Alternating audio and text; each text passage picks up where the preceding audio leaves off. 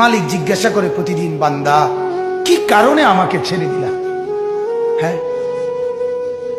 রাত 12টা বাজে তুমি ঘুমায় গেলা, মা ঘুমায় গেল, বাপ ঘুমায় গেল, বিবিও ঘুমায় গেছে, পাড়া পড়শি ঘুমায় গেছে। আল্লাহ বলেন, আমি তো ঘুমাই নাই বান্দা, আমিও তো ঘুমাই নাই। সারাদিনে আমিও তো জগৎটা পরিচালনা করছি, তবুও তো আমার কোনো ক্লান্তি নাই, আমি তো ঘুমাই নাই। কেন ঘুমাই নাই জানো বান্দা? রাতের 2টা বাজে যদি তোমার পেশাব করতে হয়, রাতের 3টা বাজে যদি তোমার দরজা খুলতে হয়, তখন যদি তোমাকে উঠতে হয়, আর আমি যদি ঘুমায় যাই বান্দা, তোমারে চোখ মেলে দিবে কি?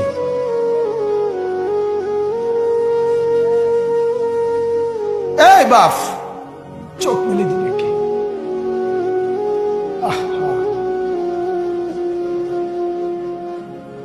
আল্লাহ আমাদেরকে মাফ করে।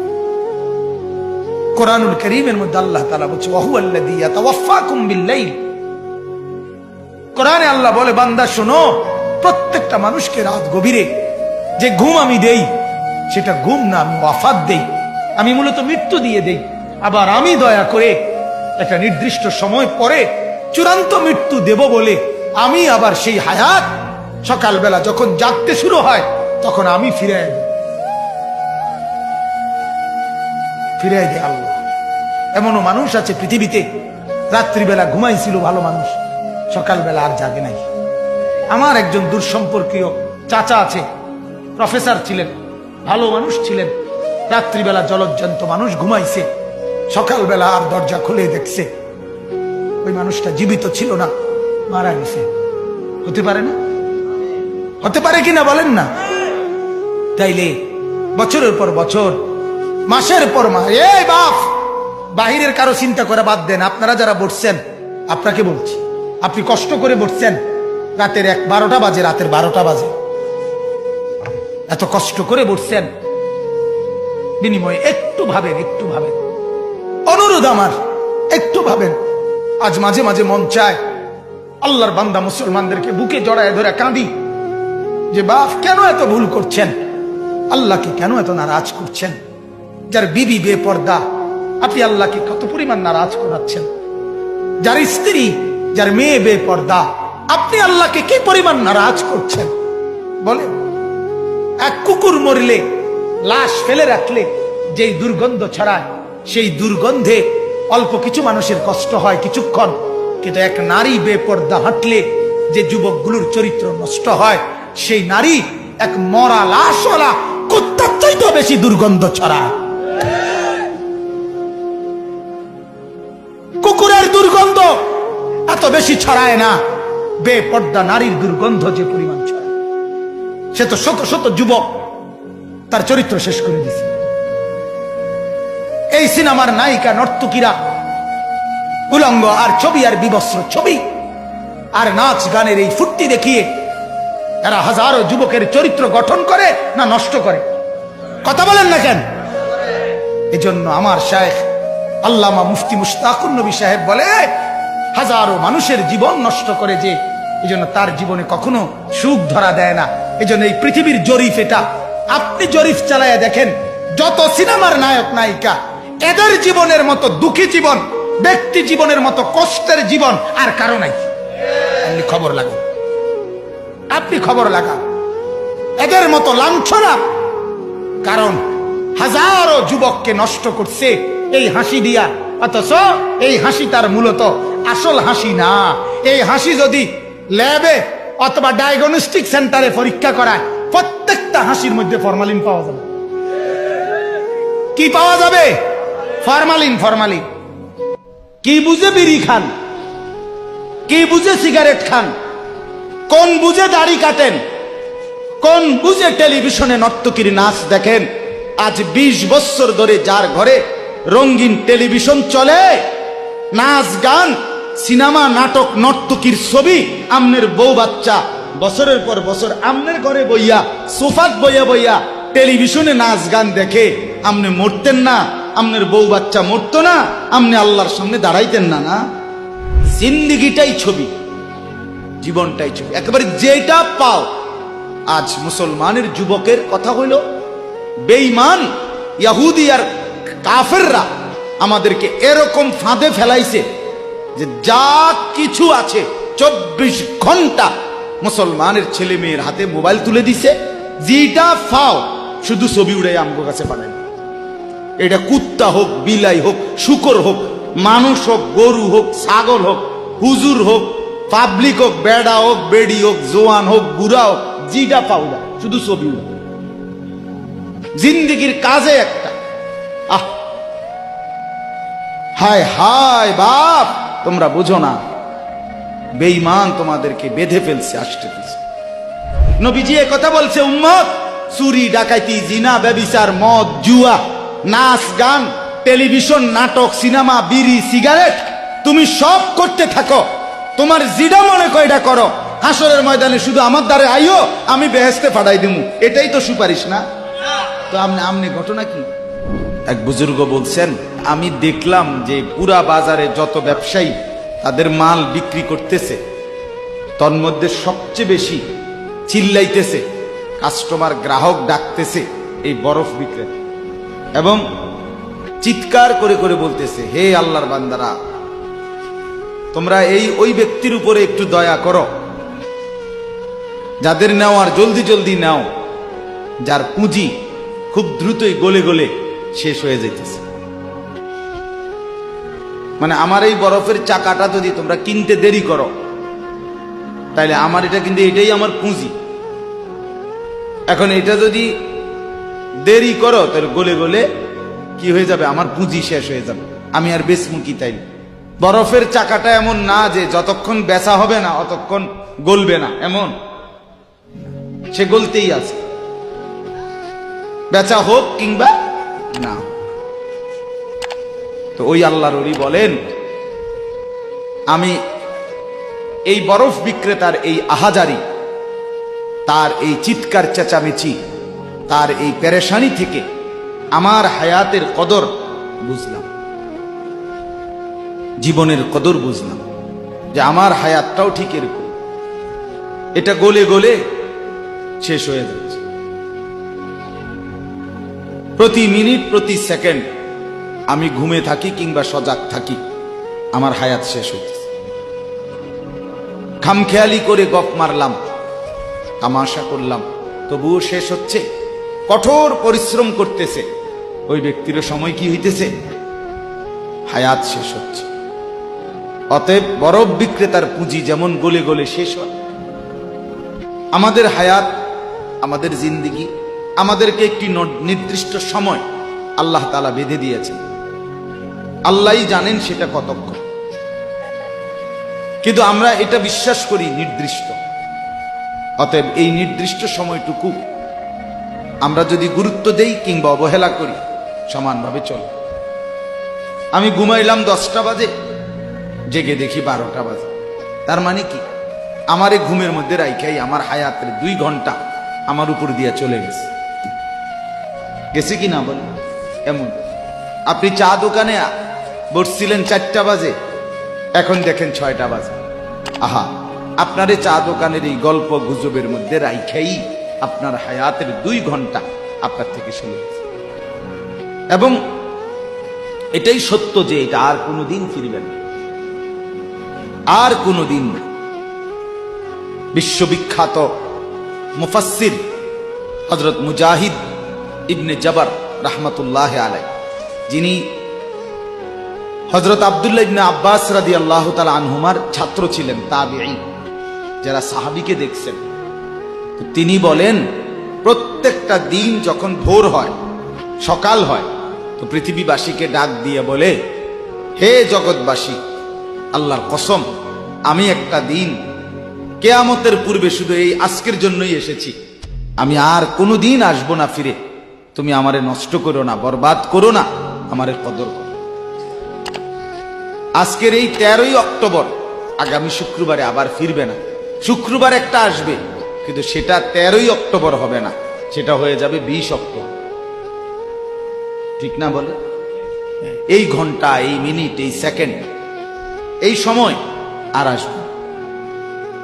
অতএব আমার প্রথম কথা, লম্বা সময় বয়ান করার সুযোগ নাই, আপনাদের কাছে আমার প্রথম কথা, আমার বাপ, যে যত দিকে ব্যস্ত থাকেন জিন্দিগির কদর করে। আপনার হায়াত আপনার কাছে আমানত। কোরআনুল কারীমের মধ্যে আল্লাহ তাআলা বলেন, ওয়াউরিদু আলা রাব্বিকা সাফফা। এই সূরা কাহফের মধ্যে আমি যে এই সূরা থেকে পড়ছি, আল্লাহ বলেন তোমাদের প্রত্যেককে হাসরের ময়দানে লাইন ধরিয়ে একজন একজন করে আমি আল্লাহর সামনে এনে দাঁড় করানো হবে। একজন একজন আমি আল্লাহর মুখোমুখি পেশ করা হবে। লাকাদ জিতুমুনা কামা খালাকনাকুম আউয়ালা মাররা। আল্লাহ তাআলা তখন বলবে, বান্দা কি হলো, মনে কি পড়ে? আল্লাহ বলবেন, বান্দা মনে পড়ে তো যে অবস্থায় দুনিয়া গেছিলা, আজ ঠিক সেই অবস্থায় আমি আল্লাহর সামনে আসলাম। দুনিয়া থেকে যেদিন দুনিয়ায় গেছিলাম মায়ের পেট থেকে, সেদিন একাই গেছিলাম, আজ ঠিক একাই কার কাছে ফিরলা? আমার সামনে।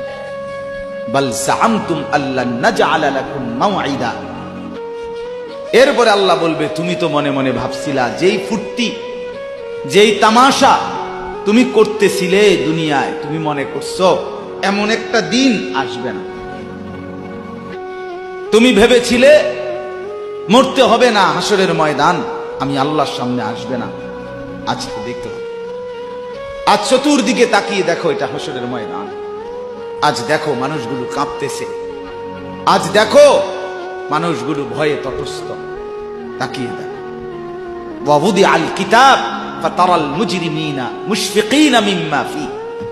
আল্লাহ বলেন প্রত্যেককে আমি আল্লাহর সামনে এনে তার আমলনামা তার সামনে রাখা হবে, আর আল্লাহ বলবে পড়ো, দেখো। তো প্রত্যেক নাফরমান পাপী নিজের জিন্দেগির গুনাহ আর নাফরমানি দেখে আল্লাহ বলেন কাঁপতে থাকবে। মুশফিকিন কাম ওয়ায়াকুলুনা ইয়া ওয়াইলাতানা। আর বলবে, হায় আমার কপাল মন্দ, মা লিহাযাল কিতাব। আল্লাহ এটা কাকে দিয়ে লেখাইলেন, এমন কেমন কিতাব, লা ইউগাদিরু সগীরাতান ওয়ালা কাবীরাতান ইল্লা আহসাহা। হায় আল্লাহ, আমার জীবনের এক সেকেন্ড, ছোট বড় একটি কর্মকাণ্ড, একটি নিঃশ্বাস এখানে হিসাবের বাহিরে নাই, সব তো এখানে লেখা। আমি পালাবো কিভাবে, আমি বাঁচবো কিভাবে, আমি মুক্তি পাবো কিভাবে। ওয়াজাদু মা আমিলু হাদিরা। আল্লাহ বলে তোমার জিন্দেগির সব তুমি তোমার আমলনামার মধ্যেই উপস্থিত পাইবে। ওয়ালা ইয়াযলিমু রাব্বুকা আহাদা। আল্লাহ বলেন তোমাদের কারো উপরে এক বিন্দু জুলুম হবে, জুলুম হবে না। এজন্য ছেলেদেরকেও বলি, বাপ, খোদার কসম এই সমবয়সী বন্ধু থাকবে না। তুমি যেদিন কবরে যাইবা এরা কেউ পাশে যাবে না। তুমি যেদিন হাসরের ময়দানে দাঁড়াইবা সেদিন কেউ দাঁড়াবে না তোমার সাথে। তুমি যেদিন আল্লাহ তাআলার মুখোমুখি হতে হবে সেদিন এই বন্ধু কেউ থাকবে। ফাইদা নুফিখা ফিস সূর ফালা আনসাবা বাইনাহুম ইয়াওমাইদিন ওয়ালা ইয়াতাসাআলুন। আল্লাহ বলেন ইসরাফিল যখন দ্বিতীয়বারে সিংগায় ফু দিবে, আমি আল্লাহ হাসরের মাঠ কায়েম করব, তখন এই হাসরের ময়দানে দাঁড়িয়ে কেউ কাউকে আত্মীয়তার, বংশের, সম্পর্কের কোনো পরিচয় দিবেন। কোনো মা বলবে না এটা আমার সন্তান, কোনো সন্তান বলবে না এটা আমার মা, কোনো ভাই বলবে না এ আমার বোন, বোন ডাকবে না এ আমার ভাই। ওয়ালা ইয়াতাসাআলুন। কেউ কাউকে জিজ্ঞেসও করবে না কেমন আছে, কে কারে জিজ্ঞাসা। আম্মা জান আয়েশা রাদিয়াল্লাহু তাআলা আনহা বলেন, নবীজির স্ত্রী তিনি নবী সাল্লাল্লাহু আলাইহি সাল্লামকে জিজ্ঞেস করছিলেন, ইয়া রাসূলুল্লাহ, হাসরের ময়দানে সবাই কাপড় চোপড় বিহীন উলঙ্গ হয়ে দাঁড়াবে, তো একজন আরেকজনের দিকে তাকাবে না, কেমন লাগবে তখন?